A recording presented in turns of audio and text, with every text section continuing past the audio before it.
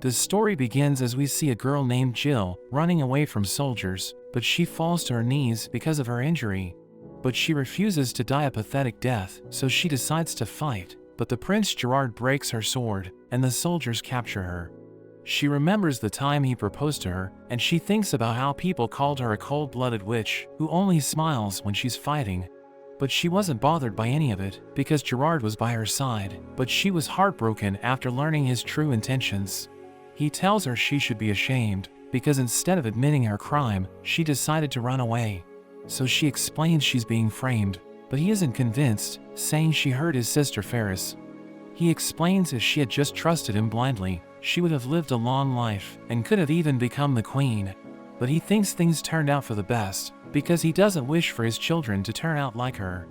He orders his men to take her away, but she takes one of their swords and tries to attack him, but he easily disarms her. So she runs away and jumps off the roof as Gerard orders his men to shoot her, but she manages to block them. So he throws his spear at her, and she tries to stop it, but it pierces right through her heart, and she wishes she could redo her life so that she won't make the same mistakes. As she opens her eyes, she sees her parents, which shocks her, because her parents should already be dead. They think she's just nervous, since it's the first time she's in the royal capital, where they're attending Prince Gerard's 15th birthday party. But she knows he's supposed to be 21, so she thinks her life is flashing before her eyes. As they enter the party, Jill realizes she's young again, and she remembers it's the party where Gerard proposed to her, so as he makes his entrance, she immediately runs away. She sees Ferris's room, and she remembers how her engagement with Gerard was just a way to hide his forbidden relationship with his sister. When Jill found out about them, he immediately accused her of trying to poison the princess, and she was given the death penalty. She still doesn't understand what's happening, wondering if she's dreaming, or if she has really gone back in time. But she knows that it's an opportunity for her to correct her mistakes, and she remembers how Gerard proposed to her the moment their eyes met. But since she ran out of the room after he saw her, she wonders if she has already changed everything. But she's shocked as he suddenly joins her, and she wonders if it's already too late to change everything. He's about to propose, but she runs away, saying her parents must be worried about her. He keeps following her, and she wonders how she can stop him, so she grabs a random guy, saying she has fallen in love with him. The man named Hades accepts her proposal, but she realizes that she screwed up, because in 6 years' time, he will become a mad emperor and destroy the kingdom. He tells her she shouldn't feel nervous, because he will never hurt her, but she passes out from all the stress. Jill wakes up in her room, and Hades is relieved she's okay, but he asks her to propose to him again, so that he can confirm he isn't dreaming. But she thinks about the future, where even though she surrendered, he still ordered his men to kill everyone, but he decided to leave when she offered to become his prisoner. He picks her up, saying she should wear shoes if she plans on standing, or her feet will get cold, and as he puts on her shoes, she starts to blush, since she has never been treated as a lady. Gerard arrives, and he asks her to explain why she kept running from him, but Hades tells him he shouldn't press a girl with his questions. He asks Hades what he's doing in Jill's room, so he explains that it's natural for a man to be concerned when their wife falls unconscious, but Gerard mentions that they aren't married yet. He reveals that it's already been decided within the inner circle of the kingdom that he will marry her, and he tells Hades he shouldn't interfere with their kingdom's matters since he's an outsider. But he thinks Gerard is just angry because she rejected him, and he tells her they should go somewhere else, but Gerard mentions that he won't let them leave. Hades calls him a fool, telling him he doesn't stand a chance, and he tells everyone to stand aside, causing them to fall to their knees. He walks away, and he tells Jill that he won't let anyone hurt her, but he thinks Gerard isn't going to give up that easily. He mentions that her magic energy is still unstable, so they will travel by boat, and he teleports them there, telling her not to worry, because they will be in the Rave Empire within a few hours. He gives her a dress, and she wonders why he has clothes for a girl, but she's glad that she was able to get away from Gerard. After that, Hades gives her tea and cake, which she finds delicious, but she asks him if he's serious about their marriage, reminding him that she's just a little girl. But he finds no problem with her age, and since she has high magical powers, he thinks she's the perfect woman for him. He notes that she must love him since she was the one who proposed. She can't believe he took the words of a child so seriously, which makes him wonder if the proposal was real. so he asks her if she's really going to marry him, but she reveals that the proposal was a lie. A dragon named Rave suddenly appears, and it starts laughing at Hades since he thought she really loved him, so he grabs its tail and slams it to the ground.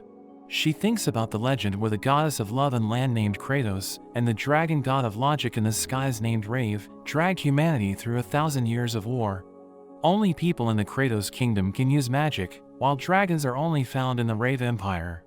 Jill apologizes for the proposal, saying she didn't think he would take it seriously, and he thinks it's his fault for thinking a girl like her would suddenly fall in love with him. He tells her he will take her back to Kratos, which scares her, since she knows that if she returns, she will need to deal with Gerard. Hades notes that even though it was a lie, he was still happy for a moment, because he thought someone wished to spend their life with him, which makes her realize she's treating him just like Gerard treated her. As he leaves, she stops him and tells him she's prepared to marry him, but he thinks she's trying to fool him again. But she kneels before him and promises to make him happy. She explains that because of her age, their marriage needs to be only in name until she grows up, but he hugs her and promises to take care of her. He tells Rave to give its blessing to her, which causes a ring to appear on her finger, and he mentions that it's the dragon consort's ring, which proves that she received Rave's blessing as the emperor's wife. He notes that until they hold a marriage ceremony, they'll tell people they're engaged, but as long as she has the ring, he will treat her as his wife, saying he will do everything to protect her.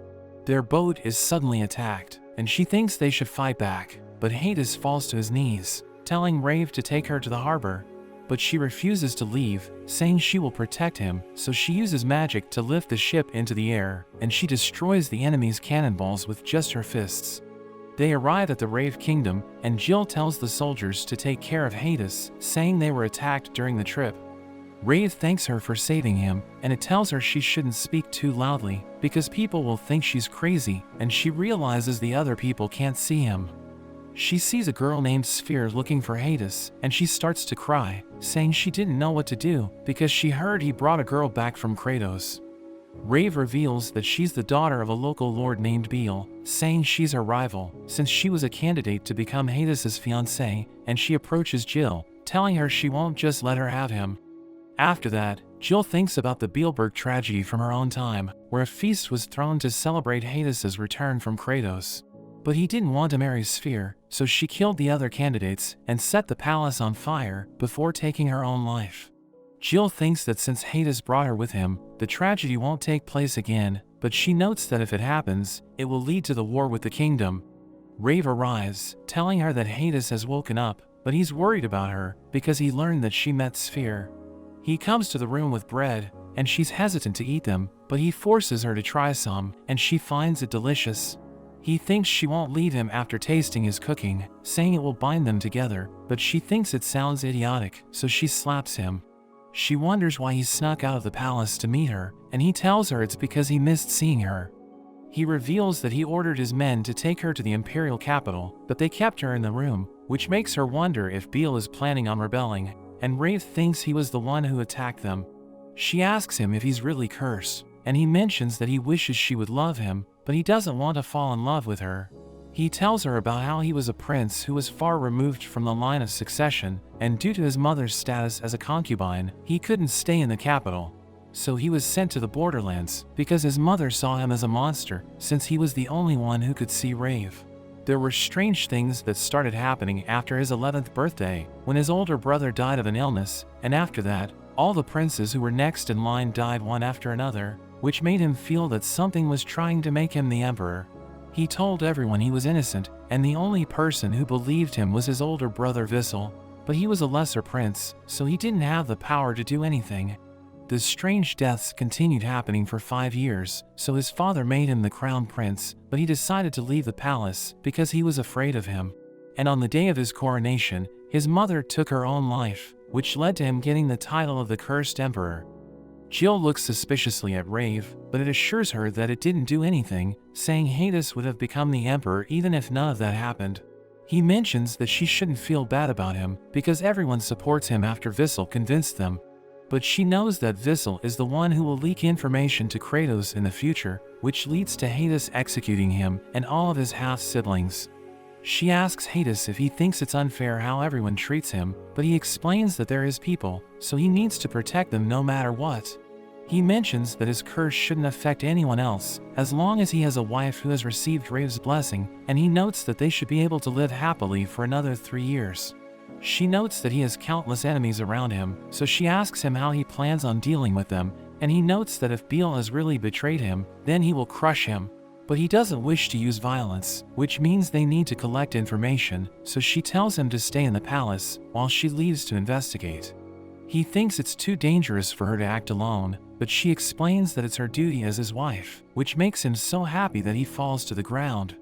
The next day, Jill walks around the city in disguise when she hears Sphere inside a church, where a priest tells her that Beal treasures her, even though she's his daughter from his previous wife, who he didn't love. She starts to cry, because she's older than the age Hades is looking for, and Jill wonders why he has set such a condition. A group of soldiers suddenly enter the church, and she hears Sphere screaming, as she reminds herself that her goal is just to gather information, but she still decides to interfere. Meanwhile, Beal meets with Hades, telling him an unknown group led by Jill has taken over the naval port, and they have also taken Sphere hostage. Hades asks him about their northern forces, but he mentions that they aren't able to solve the situation, so he's sending his own men, since his daughter is in danger. Hades wonders what he's going to do with Jill, but Beal tells him she's a spy, blaming him for the situation they're in. So Beal tells him that after they solve the problem, he should order the northern forces to leave the city. Hades gives him permission to do whatever he likes, but he warns Beal that if Jill turns out to be innocent, he will be punished. But he notes that Hades should be worried about himself, because if something happens to Sphere, he will need to atone for his actions. Jill and Sphere are locked in a room, and Sphere thinks Jill is just a random boy who got stuck there because of her. She tells Jill that Hades will come to save them, and Jill notices how much she trusts him, so she mentions that she owes him a debt of gratitude. She reveals that her mother died when she was young, so her father remarried, and she was sent to live in a different place. She started visiting the dragons, and even though she couldn't understand their language, she felt they were speaking to her. When she first met Hades, he asked her if she could see anything on his shoulder, but she didn't see anything. After she went home, her father scolded her, telling her to pay back the money he spent to send her to the palace. But Hades protected her, and he even had tea with her every month. Before he left for Kratos, she confessed her feelings to him, but he turned her down because of her age. Jill wants to help her, but she knows that if they escape, she'll be accused of kidnapping her, so her only choice is to expose Beal's plan. 2 more people named Zeke and Camila are thrown into the room, and Jill starts to cry, because she knows them from the future. She recalls that they both died, but she realizes that she still has a chance to save the people she loves. Camila tries to cheer her up, telling her Zeke is an idiot, so he becomes upset, and they start to argue. She orders them to stop, but they refuse to listen to her, so she breaks her handcuffs, and they can't believe how strong she is. She tells them to stop fighting, and she sets everyone free, telling them they need to think about their next move. They discuss the situation, and they realize that the ruffians disguised themselves as northern soldiers and occupied the harbor. But Zeke wonders what they're after, and Sphere mentions how the ruffians told her that Jill is behind the conflict. Camila thinks Beal is planning to deploy his personal soldiers to defeat the ruffians so that he can drive away the northern forces from Beelberg and ruin Hades' reputation by making everyone believe his wife is guilty. Sphere could end up dying during the conflict, but they think Beal doesn't care because he can use her death to gain power. But Camila wonders why Jill is nowhere to be found, and a man named Gar reveals that he was watching over Jill's room, saying the ruffians asked him where she is, but he told them he has no idea. Zeke wonders why they're looking for her, so Camila tells him she isn't really their leader, and Sphere realizes that her father will benefit from the conflict. Zeke and Camila discuss how they got mixed up in the problem, so they think they need to leave the Empire when Beal's troops show up. Gar wonders if they should tell Hades the truth, but Camila thinks he'll never believe them because they're just commoners. Sphere volunteers to do it, telling them he's her friend, so she thinks he'll listen to her, saying he'll understand the situation if she explains it to him. She tells everyone not to worry about her and leave the Empire, saying she will stay there to tell him the truth. But Jill thinks about the Beelberg tragedy, thinking it's going to happen if she doesn't interfere, since Sphere will suffer because of her father's actions. So Jill decides to remove her disguise, and she introduces herself, telling them the enemy won't make a move until they find her. So she thinks they can still turn the tables, saying they need to rescue the other members of the Northern forces and retake the harbor. Camila and Zeke think her plan is perfect, and she tells Sphere that she's an important part of the mission, since they will lose if she dies. So Jill promises to protect her, but she must formally accuse her father once the conflict is over, telling her she'll be executed if she doesn't follow the plan. She wonders why Jill is trying to save her, because they're supposed to be rivals in love. So she explains that her marriage with Hades is in name only, saying they don't have feelings for each other. So Sphere is worried that she might betray him, but she explains that there's no reason to worry, because they both have reasons for choosing each other, saying she promised to make him happy. We cut to Hades, as he thinks about ruling through fear, and he orders Rave to look after Jill, saying his next move will depend on the situation. He thinks Beale will start killing people so that the incident will attract the public's attention, saying he wants to dispose of him, but he wanted to give him space so that he can find the mastermind. Rave asks Hades what he plans to do with Sphere, and he explains that her family is about to lose power, so he thinks she's better off dead. We return to Jill, as she tells Sphere that she's loyal to Hades, and Sphere decides to trust her, saying she will formally accuse her father. So Jill promises to protect her, and she mentions that they need to get rid of the ruffians before Beale's army arrives, saying they should start by freeing the imprisoned Northern forces. Gar knows that they're being held in the church, so she tells him to guide them there, but they ask her how she plans to escape, so she explains that she will break through the wall, revealing that she used to be called the Demon Sergeant. We see the Northern forces imprisoned in the church, as Jill suddenly appears, and she easily defeats the guards. She introduces herself to everyone, saying Hades ordered her to rescue them. She reveals that Beale planned the conflict, and she mentions that she has been accused of being a spy, while Sphere was used as a disposable tool by her father. She tells them they need to fight back, ordering everyone to prepare for battle and retake the harbor. We see Hades as he starts baking, and Rave appears, telling him Jill is amazing because she's leading the Northern forces against the enemies. He realizes that she's trying to save everyone, and Rave mentions that she's beating up the ruffians, telling him she doesn't need help. He wonders if the harbor has been damaged, so Rave tells him it will cost millions to repair it, and he plans to make Beale pay for everything instead of destroying his family. Rave thinks it's an excellent plan, telling Hades he no longer needs to rule through fear, because Jill is taking care of everything for him. But soldiers suddenly appear, and they tell him that the traitors are headed for the palace, so Beale ordered them to protect him, telling him he needs to evacuate. But he mentions that the harbor is about to be reclaimed by their Northern forces, so he wonders why they're telling him to evacuate. We see Camila and Zeke taking out the enemy soldiers, and they return to the church with Jill, who realizes that the Northern forces have fortified their position. The enemy leader named Hugo tells them to surrender Jill, saying he will burn the church if they don't cooperate. She wants to beat him up, but everyone thinks it's too dangerous, but she explains that she has a plan, telling Camila to restrain her. Gar brings her to Hugo, and she walks to him, but he suddenly attacks her, so she breaks free and destroys his axe. She takes him hostage, threatening to kill him if his soldiers don't fall back, but they think she's bluffing. So she summons a gust of wind, which knocks them down, and she tells them to surrender, saying they can't escape because she has already destroyed their ships. But the priest suddenly attacks Sphere, so Zeke stops him, and Hugo realizes that it's all over for them, so he begs her to spare his men. He reveals that he's working for Beale, and Jill decides to spare him if he cooperates with their plan. But Beale suddenly arrives with his men, and they start slaughtering the ruffians. He calls Jill a monster, accusing her of tricking Hades, but she tells him he's too late, because they have already retaken the harbor. But he summons an enormous dragon, saying he will kill all of them, and everyone runs to the church, as the dragon prepares to burn them all. She thinks about taking the attack head-on, knowing everyone will die if the dragon burns the church, but it suddenly bows before her, as Hades makes his entrance. He explains that he's there to protect his wife, and Jill tells him what happened at the harbor. But Beale tells him she's a spy, so he shouldn't believe her, telling him she's working with the ruffians.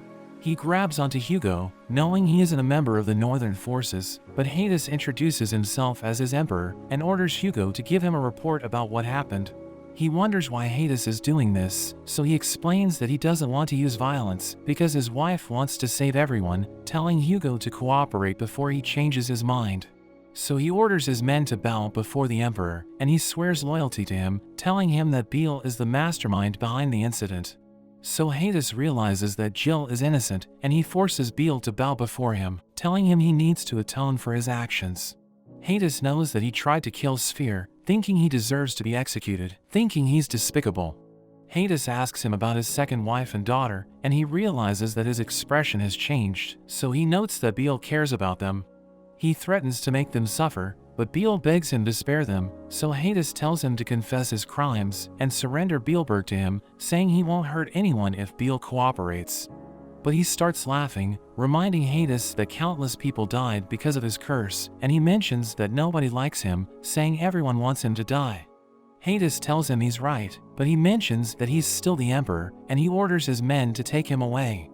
After that, we see Jill in a palace, where she looks for a room, and Rave appears, revealing that the palace belonged to Beale, and it mentions that the servants are so scared that they aren't doing their jobs. She realizes that Hades made dinner for them, and she mentions that she liked the food, but she wonders why he didn't eat with her, thinking he must be pushing himself too hard. Rave explains that he doesn't want other people to see him suffer, because he's the emperor, saying he's trying to adjust so that he doesn't have to rule through fear. Jill thinks he's trying to pretend that he wasn't hurt by what Beale said, but she thinks it isn't right, because if he keeps doing it, he will become numb to everyone's feelings. Rave mentions that she has a point, saying he knows that everyone hates him because of his curse, and it reveals that he almost lost it. So Rave had to convince him that people are good, because it didn't want him to lose faith in everyone. Jill thinks they should help him become an adorable emperor, saying she doesn't want him to hide his feelings, and Rave wonders if she likes him, but she explains that she doesn't want to fall in love with him. It leads her to her room, telling her she will share it with Hades, so she becomes flustered, but Rave reminds her that they're married, so there shouldn't be a problem. She realizes that he's already drunk, and Rave reveals that he doesn't usually drink. They help him recover, and he wakes up, realizing she's looking after him, and she shows him the fruits she took from the kitchen. He mentions that he wants to eat an apple, so she tries to peel it, but she realizes that she's doing a terrible job. He tells her she's clumsy, and he shows her how to do it, telling her she will be able to master it once she learns the technique. She wants him to make a rabbit, so he takes another apple and cuts them to look like bunnies. She thinks he's a genius, but he explains that he practiced how to make them because he wanted to be liked by his siblings. She tells him to open his mouth, and she starts feeding him, telling him he reminds her of her little brother. She reveals that she has siblings, and she realizes that she hasn't reached out to her parents, but she thinks it's okay, because they saw her propose to him, so she thinks they won't do anything. She thanks him for sparing everyone at the harbor, and he explains that he wanted to rule through fear, but he knows that she doesn't like the idea. She mentions that Beale said terrible things about him, but she explains that she wants him to live, even though everybody hates him. So he becomes flustered, asking her if she loves him, but she explains that she's just treating him like her brother, so he's disappointed, telling her he feels cold. She joins him in the bed, as she mentions that her body is warm, but he suddenly hugs her, telling her not to treat him like her brother. She realizes that she has been tricked, but he assures her that he won't do anything, telling her it's okay for her to fall in love with him since they're married. She asks him if he has feelings for her, but he explains that he doesn't want to fall in love with her because she might suffer, and she becomes confused, wondering what he means. He mentions that he wants her to love him, but she suddenly falls asleep, as he notes that she's perfect for him, but he wants to know what it's like to be loved. The next day, he gives her the food he prepared, and she eats it, telling him it's delicious. He asks her if she has fallen for him, but she doesn't want to talk about it, and he explains that he won't stop until she says yes. Camilla and Zeke report to her, and we learn that they're now the Knights of the Dragon Consort. They tell her it's time for her studies, and Hades mentions that he feels lonely, but they tell her to wait for her to return, asking him if he loves her. So he becomes flustered, and he starts acting weird, as Camilla warns him that he might go crazy. As they leave, Jill tells Camilla and Zeke to stop messing with Hades, but they tell her she needs to make him love her, and they start giving her relationship advice, telling her they're on her side.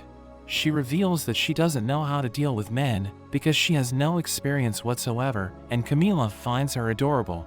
But Jill tells her that she doesn't want to fall in love with him because she wants to scold him every time he makes a mistake. They realize that she's wearing the dragon consort's ring, and she mentions that Hades told her his curse will be suppressed while she's around, asking them who put the curse on him. So Zeke tells her it must be Kratos, and we learn that her ideas about humans clashed with Rave, so their continent was split into two countries.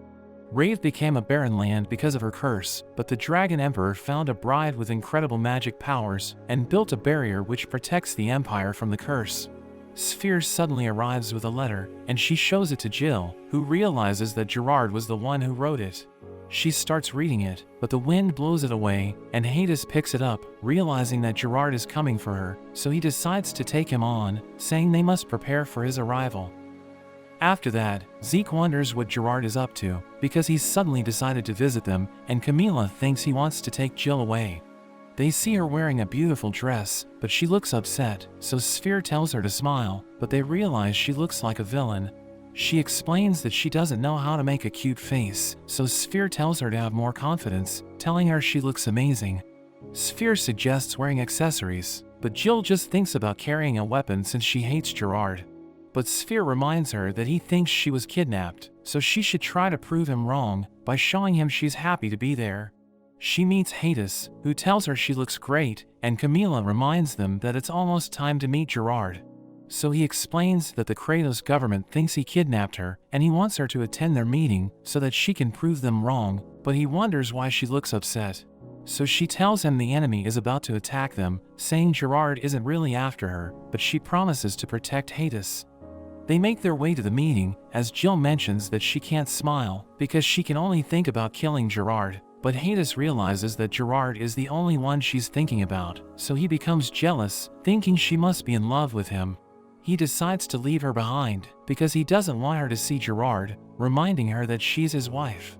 So she tries to stop him, but Camila tells her brute force won't work on him because he's jealous. So they stop fighting, and she promises to do her best to smile. He tells her he can do something about her lack of cuteness, but he warns her she may not like it because it might be too extreme. But she begs him to do it, saying she won't hate him no matter what happens. So he tells her to keep thinking about him, and he suddenly kisses her, telling her she looks cute when she's caught off guard. He thinks his plan is perfect, because Gerard will think she loves him, but she becomes upset, telling him it was her first kiss, and she slaps him.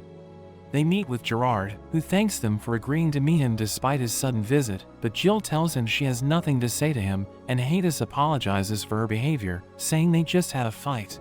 But he blames Gerard for what happened, saying he felt jealous because she was about to get taken away, and she slapped him because he started questioning her love for him. He explains that he didn't kidnap her, and she tells Gerard not to worry about her, but he asks her if she will return to the kingdom, because he has already decided to marry her. He wonders why she abandoned her family to be with Hades, so she explains that it's because he needs her. But Gerard mentions that he knows what to do, saying he knows that Hades is looking for a girl that's young enough to see the dragon god, because he needs her to protect the Empire from the curse. But Gerard thinks Jill isn't fit for the role, and he mentions that Hades made the right move by sparing Beale, because his subjects will think the curse isn't real. But Gar suddenly interrupts them, and he reveals that Beale is already dead. After that, we see Jill with Camila and Zeke, who tell her that Beale took his own life, and they reveal that everyone already knows what happened, so they're afraid that the curse might harm them. Jill thinks Gerard is behind everything, because he wants the people to believe they aren't safe from the curse, so that they will kill Hades, and she knows he's good at manipulating people. Zeke wonders if the curse is real, and Camila tells her the story behind the magic shield surrounding the Empire, saying it was able to protect everyone from the curse. But Kratos became furious, so she decided to transform herself into a black spear, and Jill notes that she's talking about the sacred spear of the goddess, which has been passed down to the Kratos royal family for generations. Zeke can't believe it's real, because he thought it was just a legend like the heavenly sword of the Dragon Emperor. But Camila tells him not to change the topic, and she mentions that the spear made its way to the Rave Empire, where it was used to stab the dragon consort, who knew that it was the goddess. So she used a sword to stab herself, and trapped the goddess in her own shadow. The shield was destroyed when the dragon consort passed away, but the goddess couldn't return to her original form, so her curse disappeared. but Zeke explains that it's just a myth, and he thinks it has nothing to do with the death of the Imperial Princess. But Sphere suddenly joins them, and Zeke tells her to go to bed, but she mentions that she needs to pay her respects, and she summons a black spear, which she uses to attack Jill.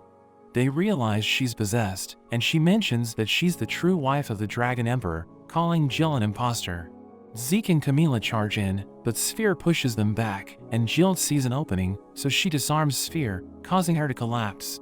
Hades is about to finish her off, but Jill saves her, telling him she has been possessed, but he thinks killing her is the only way to set her free. She tells him she's the only one who loves him, and she charges at Jill, but Hades protects her, and the spear transforms into a dark figure, who tells him she will always be with him. Jill tells her to leave, and she disappears, but Hades asks Jill why she protected her, saying the shadow is a cunning woman, so she's probably hiding in Sphere's body.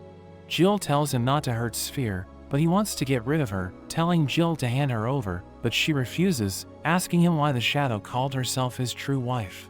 But he mentions that he never imagined she would hate him for being unfaithful, because he thinks she doesn't love him. He orders Camila and Zeke to bring all the women to the palace, telling them to treat those who resist as traitors, and he mentions that they will make everyone believe it's an evacuation. Jill opposes his plan, telling him the people will hate him, but he tells her the women in the town might serve as vessels for the shadow. So Jill thinks the shadow is Kratos, who awakened her powers at the age of 14, and she realizes that he wants to be with someone younger because they can't serve as vessels for the shadow.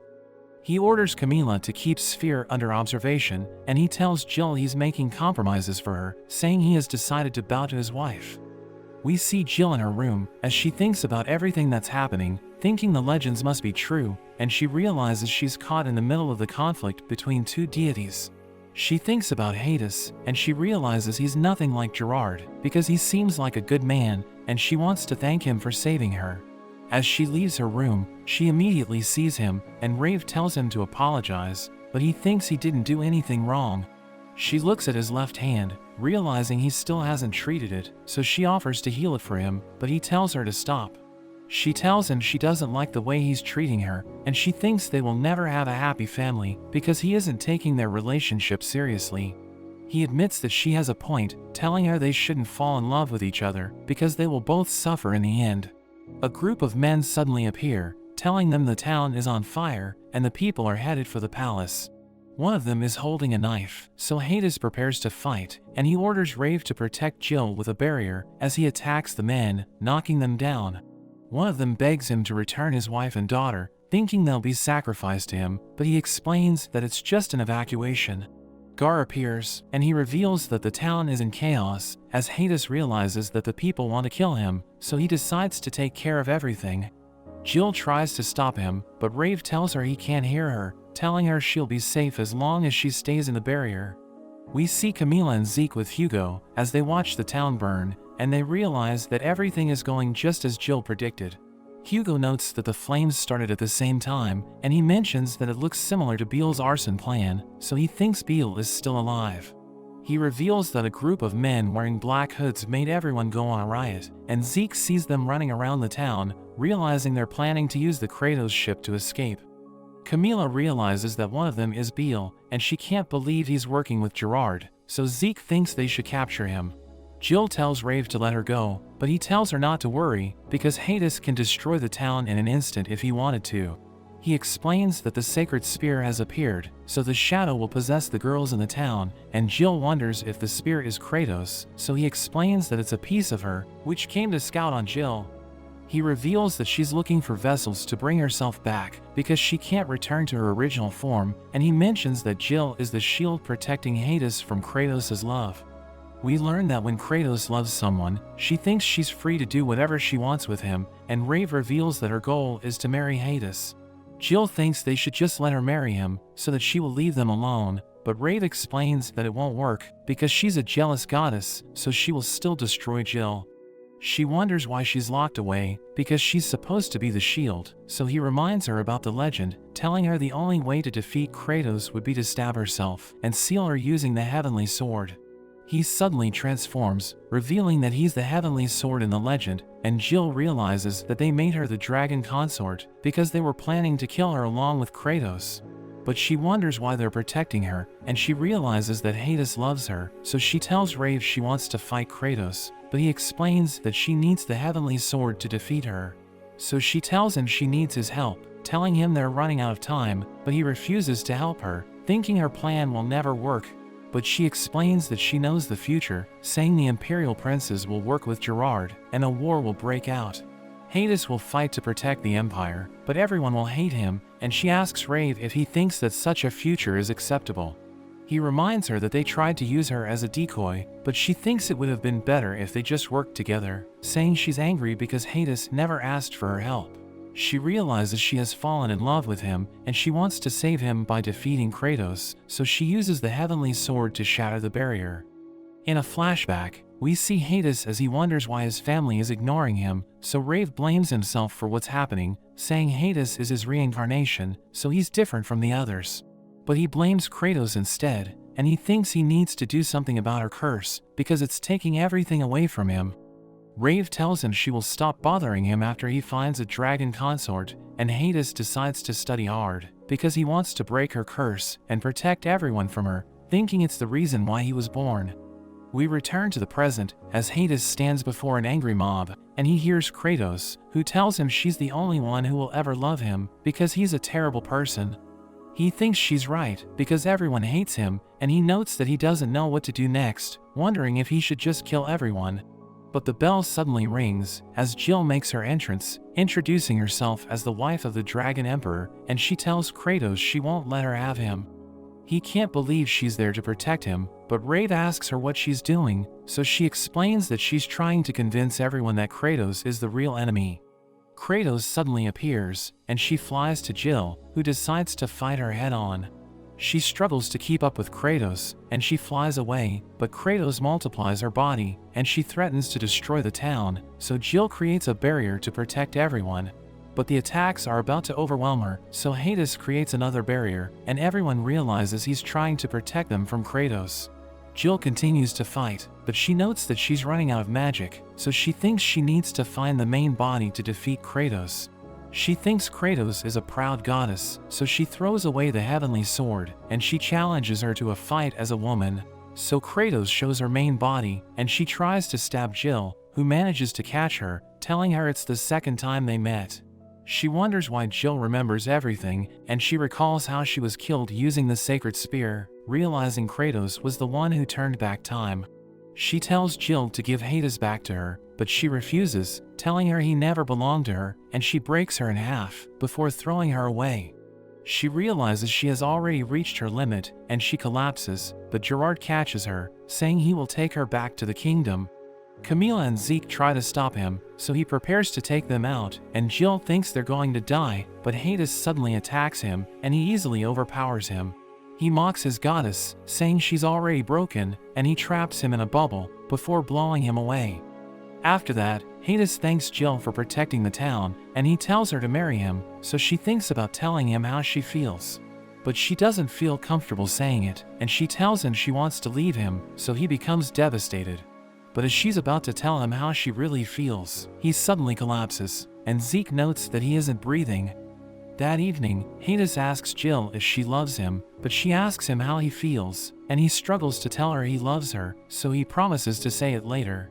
She notes that the people gave him countless gifts, and she's happy because they're no longer blaming him for the curse. But Rave tells her it was just Spielberg, and Hades asks him if he thinks Jill loves him, so he explains that her love allowed her to defeat Kratos. So she becomes flustered, and Hades tells her the feeling is mutual, because he also loves her. He tells her about his secret, saying he doesn't believe in the future, and he reveals that he tried to act like a respectable emperor, because he wanted to convince the deities that he believes in himself. He mentions that he doesn't want her to leave him, and he wants her to tell him she loves him, but she can't do it, so she tells him she's done for the day.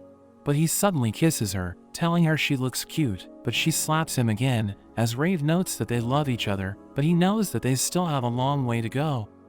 We see Jill in the future, as she captures the enemy commander, who recognizes her as Gerard's fiancée. Jill tells her she will become a prisoner of war, but she assures her that her men will be spared if they surrender, calling her Princess Alencia. But Jill suddenly wakes up, realizing she's still dreaming about her previous life. After that, Hades tells Jill that the dragons will take them to the imperial capital, and she's excited to ride them, but she recalls that they hate magical energy. Rave tells her not to worry because they only hate the magical energy of Kratos, and the dragons bow to him as she realizes that they can see him. He explains that he's only invisible to humans, and her pet named Saudi appears, as he mentions that it looks delicious, but it suddenly hits him, and she orders it to return to her bag. Sphere asks them if they're ready for their trip, and Camilla and Zeke panic as they ride the dragons, but she tells them not to worry, because dragons are gentle creatures. Hades tells her to rule over Bielberg while he's gone, and he leaves for the imperial capital, as everyone bids him farewell. During their trip, Hades tells Jill that he has 6 siblings, and he reveals that he used to have more, but they died because of his curse. He mentions that everyone hates him, so he warns her that the people might harass her, but she promises to protect him, saying she will destroy his enemies for him. They see the imperial capital Realm, but she realizes that he looks sad, so she tells him not to worry, but magic circles suddenly appear as she realizes that they activated a defense barrier. They get attacked by energy beams, and Jill charges in, destroying the magic circles, but a man suddenly appears, and he attacks her with his sword, which seals her magic power. Hades protects her, and she warns him not to let the sword hit him, but she suddenly collapses, so he tries to save her, but the man cuts him down, and he crashes to the ground. She wonders if he's okay, and he explains that he's fine, calling it a minor injury. But the man appears behind him, realizing his sword isn't strong enough to seal Hades' magic. He realizes that the man is his uncle George, who mentions that Hades only became the emperor because of his fake heavenly sword, and he claims that he's using the real thing. He reveals that everyone now believes Hades doesn't deserve to be the emperor, and he's about to finish him off, but Rave uses his magic to teleport everyone to safety. He sends everyone to Hades' hideout, but he mentions that he needs to rest, telling Jill to take care of Hades while he's gone. Later that day, we see Jill as she treats Hades' wounds, and he tells her they have everything they need to survive. But she wonders if their enemies won't find them, so he explains that they'll be fine, because there's a dragon's nest nearby, saying nobody wants to go near it, because the dragons kill people to protect their eggs. She wonders if the dragons won't harm him, so he explains that he needs Rave's help to enter the nest, and she realizes that her dragon consort ring has disappeared, thinking Rave's magic must have been sealed away. She recalls that in her previous life, Beel's fate led George to declare Hades as a false emperor, and he raised an army to start a rebellion. She thinks Hades' magic was sealed because she was too reckless, but he tells her she did the right thing, saying nobody expected George to have an overpowered sword. He suddenly hugs her, and he blames himself for what happened, saying he wasn't strong enough to protect her. She tells him it wasn't his fault, but he explains that he doesn't want her to be sad, so he tells her to stop blaming herself. Camilla and Zeke join them, and they think about what to do next, as Camilla mentions that they're in the Duchy of Neutral. Hades reveals that the House of Neutral is one of the 3 great ducal houses, and it usually stays away from conflict. But the prince who was born there died because of his curse, so he thinks the people hate him. Everyone thinks they're doomed, but he explains that after 6 months, his heavenly sword and Jill's magic will be unsealed, and George's sword should be destroyed, because it isn't strong enough to contain their magic. So they decide to keep their heads down for a few months, and Jill thinks it's a good plan. But after a month, she becomes impatient, telling everyone she's tired of doing nothing. But Camilla mentions that she's enjoying the country life, saying Hades will be arrested if they leave the hideout, since he's a wanted man. Jill reveals that the captain of Neutral's Dragon Knights has returned, and Zeke reads the newspaper, realizing George invited the nobles to the capital to show them his heavenly sword. Hades thinks everyone's looking for him, and she wonders what they should do if George finds their hideout. But they decide not to think about it, telling her there's nothing they can do at the moment because they don't have any money or connections. So she tells them she will look for a job, saying the Dragon Knights are looking for apprentices, and she mentions that even without her magic, her strength is unrivaled. So she decides to enroll in the promotion course, thinking it will allow them to gain money and connections. Jill walks to the city with Zeke, who reveals that he also decided to apply because he's also bored. They realize that the city is enormous, and she thinks the people gathered there because they also want to become Dragon Knights. Zeke sees a wanted poster of Hades, and Jill thinks it looks ridiculous, but he recalls that Hades ordered him to take care of her. He told Zeke to offer him to George if it's the only way to protect her, but Zeke doesn't want to do it because he's loyal to him. They see the applicants gathering around a dragon knight who tells them to wait for the others to return because they're on an urgent business. But as the bell rings, a dragon suddenly appears and it starts attacking the city. Jill saves the knight, telling him to evacuate everyone, and she takes his sword, but he warns her it's useless against the dragon's scales. But she notes that she just needs to aim for its weak spot, and she cuts its leg, causing it to become furious. But it suddenly stops attacking as the dragon knights arrive, telling her the test is over, and she realizes that the knights used the dragon to test the applicants. But Zeke wonders why it destroyed the fountain, so one of the knights tells him it was scheduled to be demolished.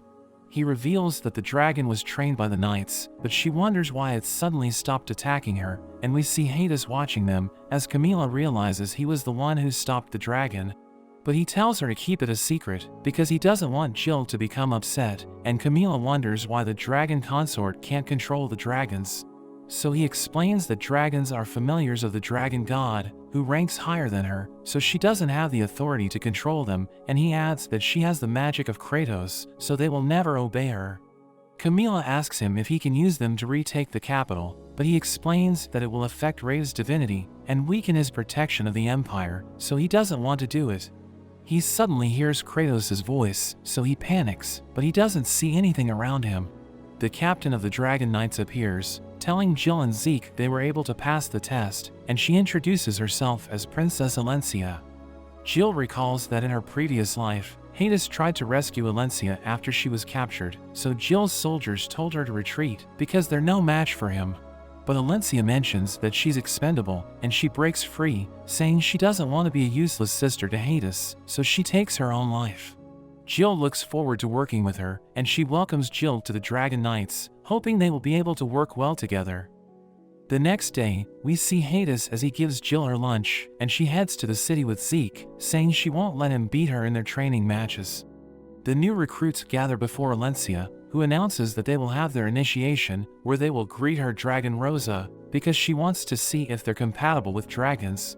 She reveals that dragon ranks are determined by the color of its scales, and the white dragons are considered as the strongest.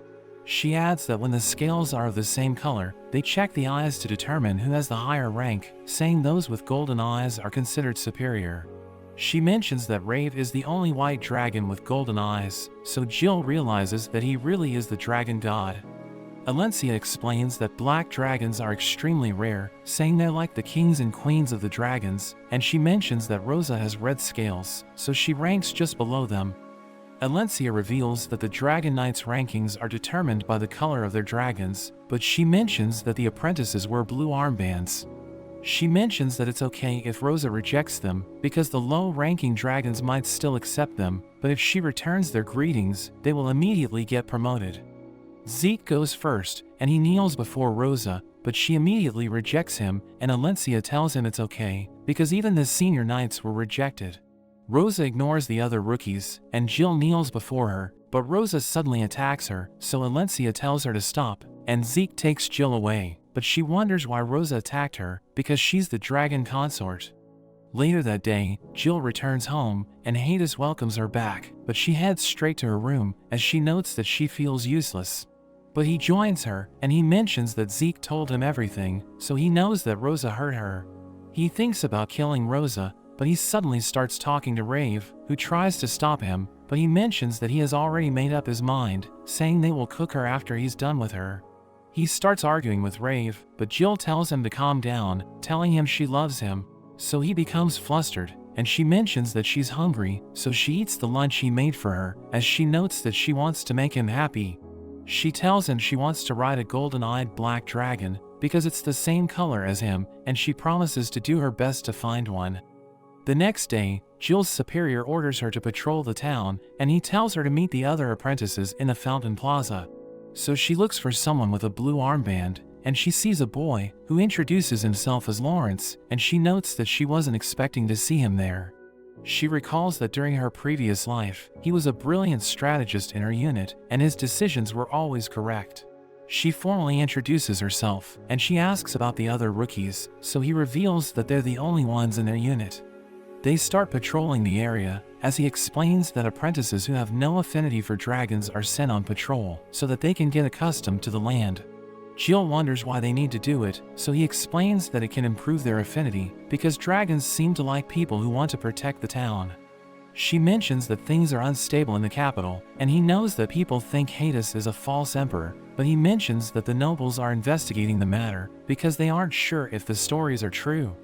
He explains that Neutral doesn't usually take sides, and the Dragon Knight's duty is to maintain the peace, but he mentions that they need someone brilliant working in the background. He suddenly stops, and he tells her he's been hearing rumors, but she becomes frightened because she thinks he wants to bring her down. So she refuses to listen to him, and he's about to tell her why Neutral won't send Alencia out with a search party. But a man riding a dragon suddenly interrupts them, and he tells them he has a message for Alencia. Jill asks him who he is, so he reveals that his name is Ristard, saying he's the second prince of the Rave Empire. Jill takes him to Alencia, and she's about to leave, but Alencia tells her to wait because she has something important to discuss with her. She mentions that Ristard is annoying, and he asks her why she isn't replying to his messages, calling her a heartless sister. He tastes the tea, telling her it's disgusting, but she reminds him that she's leading a company of knights who don't pay attention to the quality of their tea. He wants to discuss political matters with her, but she thinks they shouldn't talk about it in front of an apprentice, but he just tells her to execute Jill if she reports anything to the outsiders. He knows about the dispute at the capital, saying the rebellion is causing unrest in the Empire, and Alencia asks him if he believes George has the true heavenly sword. But he thinks their uncle's story sounds ridiculous, saying Hades is the real Dragon Emperor, and Alencia agrees with him. So Jill realizes that they're good people, thinking they might help Hades, but Alencia explains that they can't become his allies. She reminds him that his mother is from House Lersatz, while her own mother is from House Neutral, and she knows that George isn't messing with them because their families are backing them up. But the heads of Lersatz and Neutral won't accept Hades because they both lost crown princes due to his curse. So she decides to stay neutral, and she tells Jill she wanted to talk to her about what happened yesterday. She apologizes for Rosa's actions, saying she's glad Jill didn't suffer any serious injuries, and she mentions that she wasn't expecting Rosa to intimidate her. She thinks Rosa attacked her because she saw her as an equal, and Alencia reveals that the research team is looking into the incident. But Ristard can't believe that Rosa tried to intimidate Jill, and he decides to take her into his care, saying he wants her to serve as his attendant. He reminds Alencia that he has a golden-eyed red dragon, and Alencia tells him to do whatever he wants. Jill starts following him, as he reveals that he used to serve as a dragon knight, saying one of his officers used to work with him there.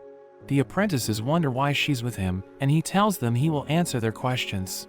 So Zeke thinks it's his chance to speak up, and he tells Ristard not to make her his attendant because her tea tastes terrible. So she becomes angry, and he adds that she doesn't know how to do household chores, but he mentions that her swordsmanship is excellent, and she's happy hearing this, realizing he's a good person. After that, Ristard tells Jill to greet his dragon Brynhild, so she kneels before her, but Brynhild flies away, as he wonders what's wrong with her. He realizes that she's afraid of Jill, so he finds her suspicious, because the only time she ran away was when she met Hades for the first time. Jill runs away, but he chases after her, asking her what she's hiding. Later that day, Jill returns home, and Hades realizes that she's tired, so he decides to cook dinner for her, and he gives her a strawberry. She mentions that she was looking forward to going back home, because she wanted to see him again, saying she wants to see the person she loves when she's tired. So he becomes flustered, telling her he also missed her. But they suddenly hear a voice calling out to him, so they prepare to fight, and Ristard comes out of hiding, but he realizes that Hades is now a farmer. He can't believe the Emperor is harvesting vegetables during a national emergency, so he calls him an idiot, telling him they need to form a resistance group. Zeke also returns home, but he wonders what's happening, so Jill explains that Ristard followed her there, but she tells everyone not to worry, because he isn't their enemy. Hades refuses to join him, saying he wants to stay home and enjoy a normal life, but Ristard starts arguing with him, telling him the Empire needs him. But he still refuses to leave, so Ristard absolutely loses it, and everyone wonders if they're stuck with their normal lives, but Jill is determined to change Hades' mind. They report to Alencia, and Ristard explains that the Red Dragons saw Jill as an equal, because she's the dragon consort. Hades thinks his siblings can't help him because the heads of Lersats and Neutral don't like him. But he mentions that their uncle will self-destruct soon, saying everything will be resolved even if they don't do anything, and he decides to leave. But Jill knocks him down, telling him he needs to talk to them. She mentions that Ristard was looking for him because he was worried about him, and he admits that he's glad Hades is okay. He knows that Ristard has a younger sister in the palace, so he tells him to keep a low profile because George might harm her. Alencia promises to pretend that she never saw Hades, but she's glad he's okay, realizing Jill is taking care of him. Ristard realizes that Jill is his wife, asking him if he made a strange deal with her, but she explains that she wasn't forced to marry him, saying she will make him happy. He's overjoyed to hear this, but Ristard realizes he looks pale, so Camila and Zeke help him recover, and he tells Jill it's time to go home. But she tells his siblings to help him, reminding them that they're also subjects of the Empire, so they can't let George rule as the false emperor. But Alencia refuses, saying she's in a complicated position, and she mentions that Jill is being foolish. But she asks Alencia what will happen if everyone finds out that Hades is a neutral, and she suddenly charges in, restraining Alencia, as Zeke takes Ristard hostage, threatening to kill him if he moves. Jill tells Alencia to pick a side, but a knight suddenly knocks on the door, saying there's an emergency. So Alencia steals the knife from Jill, telling her she will send the knight away, and Jill orders Camila and Zeke to hide with Hades. The knight reports that George is burning the town because he received reports that Hades is hiding there. So he summons the dragons, saying he will help the civilians, and his siblings decide to join him. Everyone flies to the town, but Hades realizes that everything's on fire, so he promises to take care of it. He tells Rave to help him, and his dragon breathes water to extinguish the flames. But everyone can't believe it, because they didn't know that dragons can put out fires, and Alencia realizes that he used his power as the Dragon Emperor. After that, everyone looks after the wounded, and Ristard mentions that they were attacked by the Emperor's personal guard, but the villagers survived, because they were able to evacuate on time. Hades is glad that there were no casualties, but he knows that their houses have been destroyed, so Ristard explains that Alencia is helping them find a place to stay. He wants to help Hades with his Dragon Knight company, but Hades knows that Duke Lersats will oppose his decision. But he doesn't care, saying he doesn't blame Hades for his older brother's death, but he mentions that he will hate him if he doesn't become a good emperor. Alencia suddenly joins them, and she tells Hades that she wants him to meet someone. She explains that the person asked for her help, and she reveals that it's Ferris, the first princess of Kratos. She mentions that Ferris wants peace between their nations, so she wants to become Hades' fiancé, but he's against it, and Jill can't believe she wants to marry him. After that, they prepare to meet Ferris, but Hades mentions that he will never replace Jill, because she's the only one worthy to be the dragon consort. Ferris arrives with Lawrence, who's revealed to be her attendant, and she greets everyone, saying she knows that Gerard wanted to marry Jill, but she ran away from him. Ferris mentions that she wants to see them together, thinking Jill might become her sister after she marries Hades. But he explains that he will never marry her, because she's a descendant of the goddess Kratos, so she will become a vessel for her once she reaches 14. But she mentions that she still has 6 years before the goddess controls her body, saying she wants to resolve the conflict between Kratos and Rave. She reveals that she made the decision to marry Hades alone, saying she waited for Gerard to leave before she left her country, but she thinks he's now looking for her. Ristard thinks Gerard is helping George, but she explains that her brother will never allow her to marry someone in ruin, so she thinks he will abandon George if Hades agrees to marry her. Alencia agrees to help him if he accepts Ferris's proposal, but Hades refuses to marry her, and he prepares to leave, but Lawrence reveals that the Imperial forces have issued a proclamation regarding the fire. He mentions that the nobles whose lands have been targeted will grow desperate, and they will start searching for Hades, so he suggests making a move as soon as possible. Jill knows that he has a point, so she tells Hades to accept her proposal, but he becomes angry because he thinks she's selling him to Ferris. But she tells him to calm down, saying he just needs to call off the engagement before they get married. She tells Ferris she won't let her have him, and Ferris realizes that she loves him, so she thinks things are getting interesting. But she mentions that Gerard might get angry, because he might think she's being taken hostage, but Jill tells her to convince him otherwise, reminding her that she wants peace between their countries. She tells Lawrence to make the arrangements, and she takes her leave, as Jill realizes that Hades has collapsed. So everyone helps him recover, and he tells them he doesn't want to marry Ferris. Jill mentions that she will punish him if he cheats on her, and she's about to walk away, so he promises to cook delicious food for her, and she looks forward to eating them. After that, we see Hades working as the head chef in the barracks, and we learn that his siblings are helping him hide his identity. Rooster joins him, saying he didn't know about Hades' passion for cooking, but he explains that he's just keeping himself busy because Jill might think he's cheating if he doesn't do anything worthwhile. Alencia also joins them, telling them she was able to contact Vissel, and she mentions that he was worried about Hades. She adds that Rister's younger sister is safe, saying they need to make their next move in secret, as she mentions that Vissel will support them. But Rister thinks he can't be trusted, because he's engaged to George's daughter. We see Jill with Lawrence, who mentions that they were able to contact Vissel, and he promised to gather his soldiers to force George to surrender. But Jill thinks he might betray them, and Lawrence realizes that she doesn't trust Hades' siblings, telling her he's curious about her. She promises to tell him about her secret if he works for her, but she knows that he can't, so she refuses to say anything. But he realizes that she's wearing men's clothes, so he thinks the Dragon Knights are bullying her, and he tells her to report it to Hades. But she doesn't want to get him involved, because she knows that he will overreact, saying it isn't easy to calm him down. Lawrence decides to do the laundry, but he wonders if he can borrow Zeke, because he wants to use him to teach the bullies a lesson. That evening, Jill returns home, but she sees Hades crying, because he thinks she's having an affair with Lawrence. She mentions that she can explain everything, but he tells her he doesn't want to hear her excuses, and he heads to his room. She explains that she isn't in a relationship with Lawrence, and she tells him to punish her, because she would do the same thing if he cheated on her. She thinks about what she would do if she found out he's getting bullied, and she mentions that killing is the only option, so he freaks out, wondering why she just said that. He decides to listen to her, saying he wants to hear the whole story from her, and he promises to behave while he listens. So she tells him the Dragon Knights are bullying her, but he becomes upset, thinking killing them is the only option, and everyone stops him as he becomes restless. Alencia reveals that she received a letter from Vissel, who agreed to meet them to hand over his troops. But she explains that his reinforcements are infantry and cavalry, so they can't use the Dragon Knights to meet them because it would attract too much attention. Rister thinks they're doomed if George finds out about their meeting and attacks them with his dragons. So Hades decides to join them, saying he can protect them by controlling the dragons, and Rister wants to follow him, as he explains that he knows how to handle dragons.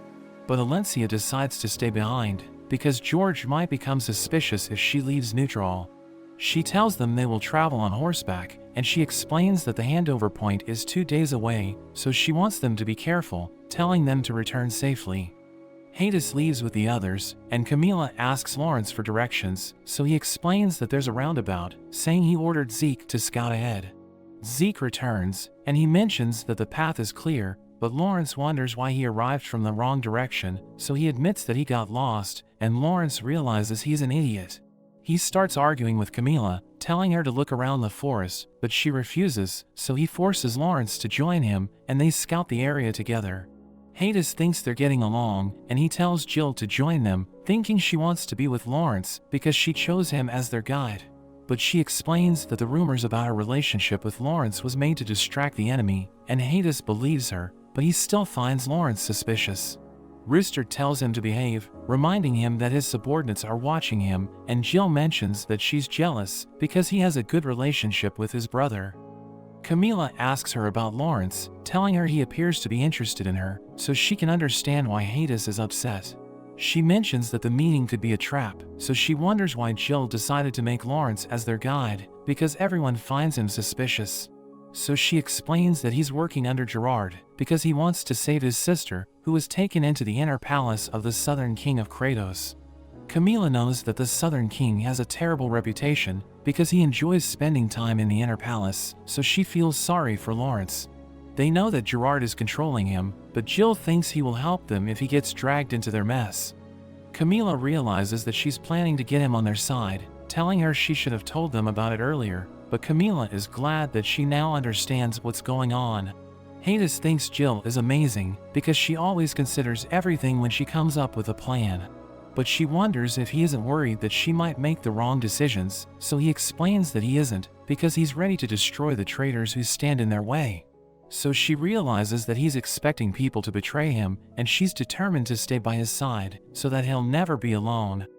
Later that day, we see Camila and Zeke in their camp when Lawrence joins them, telling them they could be headed for a trap.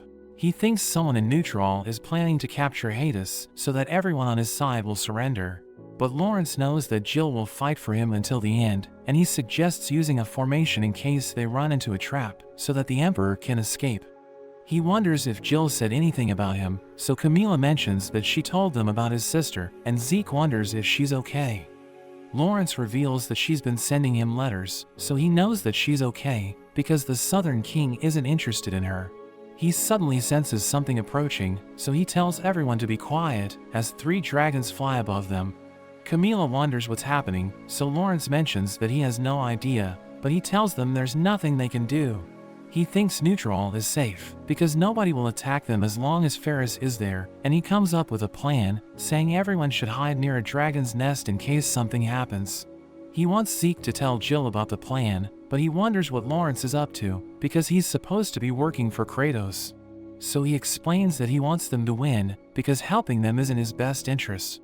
He thinks it's a shame that nobody supports Jill, because she has the potential to become a war god. Zeke knows that he likes her, so he admits that it's true, wondering why she loves Hades, but Camila tells him not to think about it, because he'll only feel worse. Lawrence mentions that they'll reach the handover point tomorrow, and he decides to go to sleep, as Camila realizes he's a good person, but she thinks about killing him, because she sees him as a threat.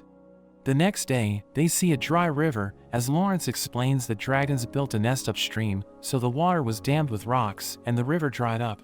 Ristard notes that a dragon's nest is a sacred place, so nobody's allowed to enter it, but Lawrence tells him not to worry, because the meeting place is just up ahead. Jill recalls that Hades told her he isn't allowed to enter a nest, but he mentions that the dragons won't kill him, because Rave will protect him. She mentions that she wants to visit a nest, because she wants to find a golden-eyed black dragon, but they suddenly see Alencia flying above them. So they wonder what's happening, because she's supposed to stay in neutral, and Rister tells everyone to dismount, because the horses will get nervous when they see the dragons. Jill decides to talk to her, asking her what's happening, but she suddenly takes Jill hostage, and the dragon knights surround the others, as they realize that they have been betrayed. George suddenly appears, and he orders his men to capture Hades, as Jill wonders why Alencia betrayed her brothers, so she explains that George promised to spare everyone if she surrenders Hades. But he uses his powers to defeat the knights, as he mentions that they're underestimating him, and Rister tells everyone to protect him, so he realizes that his brother is loyal to him. But he tells them to escape, as he notes that it's a miracle that Rister didn't betray him, and he prepares to fight. But Rave tells him he still hasn't fully recovered. But he thinks he's strong enough to crush his enemies, and he summons a massive tornado, which blows the knights away. He tries to control Rosa, but Alencia tells her not to give in, and George thinks he's out of magic, so he orders his men to attack. But Hades easily defeats them, and he attacks George, who realizes that he's a monster. He makes his way to Alencia, and he's about to kill her, but Jill stops him, telling him to stop fighting, because she knows that he has already reached his limit. He suddenly collapses, but George takes her away, telling her she's no longer needed, and Alencia reminds him that he promised to spare everyone. But he orders his dragon to burn Jill, and he celebrates his victory, as Ristard wonders if she's dead. But Camila tells him they need to escape, saying she knows that Jill is still alive, and Lawrence believes her, telling them to stick to his plan. But the knights suddenly surround them, so Saudi brings out a giant stuffed toy called Emperor Bear, which destroys them with its laser eyes. After that, we see George talking to Alencia, who thinks Jill is still alive, because her body hasn't been found. But George is convinced that she's dead, because she was burned by dragon fire, saying all that's left is to eliminate Hades. Meanwhile, Jill wakes up in the dragon's nest, and she becomes confused, wondering why the water is floating. A black dragon greets her, asking her if she's the dragon consort, and she reveals that she sent her there, because a red dragon wanted to save her. But she realizes that there's nothing special about her, so she can understand why the red dragons don't like her. Jill introduces herself, but the dragon interrupts her, telling her she doesn't recognize her as the dragon consort, and she suddenly attacks her. So Jill runs for cover, and she wonders why the dragon is trying to kill her, so she explains that Jill doesn't deserve to be the dragon consort, because she's just an ordinary girl. The dragon thinks the egg isn't hatching, because Hades chose her as his wife, but she doesn't know what the dragon is talking about. She dodges her attacks, and she takes cover, but she sees eggshells on the ground, realizing they're filled with magic. We see Rister's group hiding in a cave, and Lawrence realizes that the knights have stopped pursuing them. He thinks Emperor Bear forced them to retreat, and Rister believes that Hades created it, because he's the only one who would make something so ridiculous. They decide to spend the night there, but they wonder what they should do next, knowing they can't return to Neutral to retrieve their dragons, because Alencia betrayed them. Camila asks Rister if he can call the dragons, but he explains that it's impossible to summon them if they're in a bad mood. Hades wakes up, realizing he's behind bars, and Alencia is worried about him because he isn't eating his food, but he explains that it doesn't matter, knowing he's about to get executed.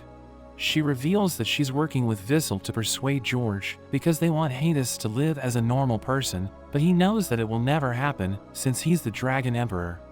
We return to Jill as the dragon tells her she isn't worthy to be the dragon consort because her magic has been sealed by the goddess. So she realizes that George's sword was made from the sacred spear, and she finds it amusing, realizing the goddess sacrificed her body to become the fake heavenly sword. She mentions that she will save the emperor, but the dragon tries to burn her, so she jumps away, and she uses the eggshell to stab her arm, causing magic to flow through her body. She strikes the dragon's head, knocking her down, but she sees a black egg, as the dragon explains that whenever an emperor is born, the egg of a golden-eyed black dragon appears. The emperor's heart provides nutrients, and it's supposed to hatch after 10 years, but nothing's happening, and the dragon is afraid that it will turn into a monster if Hades dies before it hatches. Jill touches it, causing it to move, and the dragon can't believe it responded to her.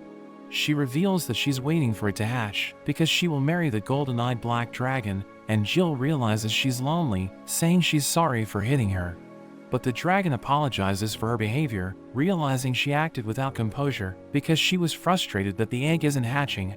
She admits that she has done nothing her entire life, because she was just waiting for the egg to hatch, and Jill tells her they need to save Hades, saying the egg should be safe in the nest. The dragon is worried about the egg, but it gives her a sign, as Jill realizes that it's listening to them, so she tells it to hatch if it doesn't want to get left behind, causing it to become upset. The dragon agrees to help her, telling her she can ride behind her back, recognizing her as the dragon consort. The dragon flies away, as Jill tells her to go to her friends, and she formally introduces herself. The dragon reveals that she doesn't have a name, so Jill asks her if she can call her Steak, but she refuses, because the name sounds ridiculous. We return to Hades, as he wonders why Jill stopped him from killing Alencia. So Alencia tells him that Jill must have felt sorry for him, because she didn't want him to kill his own sister. But Alencia thinks she deserves to die, saying she wants Jill to end her life, because she's a terrible sister, and she apologizes for betraying him. We see Rister's group in the cave, as they realize they're running out of food, but they see Jill riding the black dragon. They realize that she brought their dragons with her, and she reveals that the black dragon called them, because she told her about Rister. So he thanks her for helping them, and the black dragon tells him he has good manners, but everyone's surprised that she can speak. Saudi arrives with Emperor Bear, and Jill is happy to see them, but she realizes that Emperor Bear is in terrible condition, so she needs Hades to fix him. She tells Lawrence to come up with a plan, and he mentions that it's time to counterattack, saying they can save Hades if they work together. A knight reports to Alencia, telling her a black dragon is attacking them, and Hades overhears their conversation, as Rave realizes that Jill has been accepted. Jill rides with the others, as Lawrence tells them about the plan, saying they need to save Hades before reinforcements arrive. Rister distracts the knights, as Jill searches for Hades' carriage, but Alencia suddenly attacks her, kicking her away. She orders her dragon to escape with Hades, but she realizes that his carriage has anti-dragon magic, which prevents her dragon from moving. Lawrence realizes she's in trouble, so he orders Zeke and Camila to protect the black dragon, while Jill fights Alencia, who's impressed that she can keep up with her, because she knows Jill's magic is sealed. But she destroys her sword, telling her to retreat, as she mentions that she can save Hades. But Jill doesn't believe her, asking her why she betrayed him. So she threatens Jill, but Ristert suddenly arrives to save her, saying he wants to know why Alencia betrayed them, because he thought she would never abandon her brothers. She tells him to join her, but he mentions that Hades is his emperor, so she reminds him that his younger sister's life is on the line. But he thinks she's threatening him, telling her she isn't behaving like a member of the imperial family. But she realizes he's about to get attacked, so she saves him, as George asks her why she isn't killing him. He realizes Jill is still alive, so he prepares to kill her, but Ristert gets in his way, telling him he isn't fit to rule the empire, and he charges in, but George knocks him down. Alencia promises to deal with Ristert, but George knows that she's deceiving him because she has been delaying their trip to the capital, so he wonders if she's trying to help Hades escape. He decides to tell Ristert the truth behind the imperial family, saying he found a scroll in his older brother's room. Ristert reads it, as George explains that Hades isn't his brother's son because his mother had an affair with a guard before she gave birth to him. Ristert can't believe it, realizing Hades doesn't deserve to be the emperor, and he falls into despair as he notes that he isn't a member of the imperial family because Hades isn't really his brother. He thinks the public must learn the truth, but George thinks they just need to kill Hades so that he will become the true emperor. Alencia mentions that Hades doesn't know the truth, so they can still solve the problem without causing chaos, and George decides to kill him, but Jill gets in his way, telling him to talk to Hades. But he thinks Hades can't be reasoned with, because his existence brings chaos to the Empire, and he thinks the world would be a better place without him. But the carriage suddenly explodes, as everyone realizes that Hades has joined the fight. He reveals that he heard everything, and he threatens to kill everyone, revealing that he had a plan to make them happy, but he realizes they're all traitors. George attacks him with his sword, causing a massive explosion, but it doesn't work, and George can't believe it, wondering how he was able to survive, because his magic should be sealed. George calls him a monster, but Hades explains that they're worse, because they're planning to use everyone as an excuse to get rid of him. So he decides to kill all of them, and he attacks them with his magic, knocking them down. He prepares to finish them off, so Jill tries to stop him, but he explains that they all deserve to die because they made his life miserable. She realizes that he's about to become the Mad Emperor she met in the future, so she tells him she will bear 10 of his children, and he suddenly stops attacking, asking her what she means. So she explains that they can make Ristert marry one of their daughters, while Alencia will marry one of their sons, so that they can become members of the imperial family. She tells him not to give up on them, because they can become a family even if they aren't related by blood, and she mentions that she will do everything to make him happy. He's overjoyed hearing this, telling her she's amazing, and his heavenly sword appears, as she realizes that Rave has returned. But George is determined to kill him, but Hades decides to punish him for claiming his title. He tells George to surrender if he wants to be executed as royalty, threatening to destroy him if he fights with his fake heavenly sword. But he still wants to kill Hades, so Ristert stops him, saying Hades is trying to acknowledge them as members of the imperial family. But George thinks he will betray them, saying they should never believe him. But Alencia mentions that she trusts him, and she thinks he's a great emperor because he forgave them even when they were selfish. There's suddenly an explosion, and the black dragon appears, as the others surround George, telling him to surrender. But he suddenly goes berserk, and his body starts transforming, as everyone realizes that the fake heavenly sword is consuming him. He turns into a monster, and he mentions that he will kill Hades to protect his family, thinking he will punish them for his actions. George eats the fake heavenly sword, and he prepares to burn everyone, but the black dragon stops him and bites his wing. So he decides to retreat, and he flies to the capital, as Jill thinks about chasing him. But Hades stops her, telling her he will take care of George, and he orders the black dragon to help her rescue the civilians.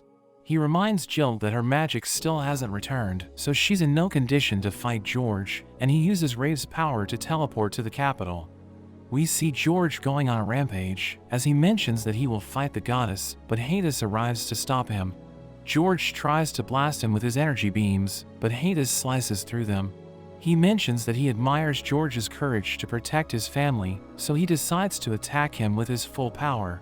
He swings his sword with all his might, and the attack hits George, killing him in an instant, as a flash of light causes the darkness to disappear. After half a month, Jill realizes that her magic still hasn't returned, and Zeke thinks she just needs to wait a little longer. But Camila mentions that the false heavenly sword has been destroyed, so Jill's magic should have been unsealed when George was defeated. Hades arrives with Ristard, who's upset because Hades isn't calling him his brother, but Alencia tells him not to force it, telling him he's in no position to speak that way because Hades is the emperor. But Ristard tells her they shouldn't be afraid of him because he's their little brother, and everyone realizes he has a point. Hades calls him his big brother, and he starts laughing because Hades has finally recognized him as his superior. But he coughs from laughing too much, so Alencia gives him water, as Jill tells her to look after Hades during the parade. She explains that she won't attend because she won't be able to see anything since she's too short, but she thinks she will be growing soon. But Hades suddenly becomes emotional, realizing he just missed her birthday, and he wants to cancel the parade, saying they should have a birthday party for her instead. But everyone's against it, so he tells them he will quit being the emperor, and they try to cheer him up, telling him they can celebrate her birthday after the parade. She mentions that she's looking forward to it, telling him to make a giant cake for her, and he promises to do everything to make her happy. The others decide to buy presents for her, but Zeke mentions that he can't find Lawrence. So Alencia reveals that he was assigned to guard Ferris during her return trip, saying they're about to leave, but Jill tells Hades she has a request. Rave teleports Jill to the harbor, and he tells her it's time to meet Sphere, but she reveals that she lied to Hades, saying there's something she wants to check. She meets Ferris, who reveals that she heard about George, saying he teamed up with Hades to fight a monster in the capital, but he ended up losing his life. So Jill realizes that Lawrence came up with the story and told it to everyone in Kratos. But she asks Ferris if she gave George the fake heavenly sword, thinking she was the one who turned him into a monster. Jill mentions that the seal on her magic hasn't disappeared, so she thinks the fake heavenly sword still exists. She believes Ferris tried to hide it by turning George into a monster so that everyone will think he fused with the sword. Ferris confirms that her theory is correct, and she suddenly stands up, summoning the sacred spear. She reveals that her goal was to find it, but she knew that Jill destroyed it, so she needed the fake heavenly sword to repair it, because it's made of the same materials. But she mentions that Gerard already gave it to George, so she had to find a way to get it back, knowing he didn't trust Kratos. So she turned him into a monster, and he went to the capital to hunt her down, but she reveals that it was all part of her plan, saying it was the fastest way to get the sword back. Jill summons the heavenly sword, and she prepares to take her on, but Ferris tells her to be careful, because she might get executed again. Jill is shocked hearing this, wondering how Ferris found out about her past life, and Ferris reveals that she wants to take Hades, telling Jill she can't save him. She mentions that she won't let him down, but Ferris reminds her that Gerard loved her, and she cast him aside during her previous life. But she mentions that she will do everything to make Hades happy, telling Ferris she will take her on. But Ferris attacks her, and she barely manages to defend herself, as Rave mentions that they need to retreat, because they're no match for Ferris's magical energy. So he teleports Jill away, and he scolds her for being reckless, telling her she could have died. He realizes that she has a beef with the goddess, because she came from the future, but he tells her he won't tell anyone about it. They hear Hades, as he announces that the imperial family will maintain its current position, and everyone accepts him as the emperor. Rave tells her she's the reason why the people have accepted him, saying he will become a great emperor if she stays by his side. But he suddenly pulls out a megaphone and tells everyone he will be having 10 children with Jill. Everyone can't believe he's telling them about Jill, but she's happy hearing this, and she jumps to his side as she calls out to him. She thinks he will make her the happiest person in the world, and he catches her, as she notes that she doesn't want to lose him because she may never find such a beautiful future again. But that's where this series ends for now. Remember to like and subscribe to the channel. Thanks for watching, and I'll see you next time.